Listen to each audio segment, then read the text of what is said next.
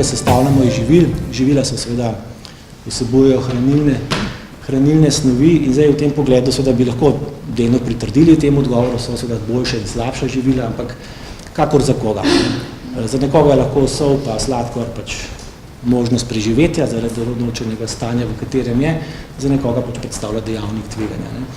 Če pa gledamo seveda na prisotnost določenih neželenih snovi, ki jih ne želimo v prehrani, ne, recimo nekim dejavnikom, kot so nitriti pa nitrati, ne, ki so pač povezani z neizogibnim bodisi pač onesnaženjem okolja, ampak največkrat se pa znajdejo tam zaradi tega, ker je to poznan konzervans, ne, zlasti v mesnih izdelkih.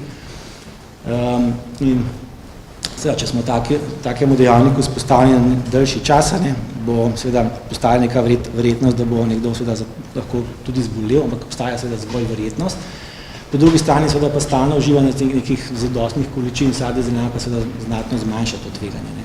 Kar je ključno sporočilo tega, ne smemo v življenju komplicirati. Ne. Skratka, če si prvošmo že nekaj slabega, ne skušamo pač z dobro kombinacijo obrok izboljšati, ne, se pravi, pač dodamo poleg pice pač neko skledo solate.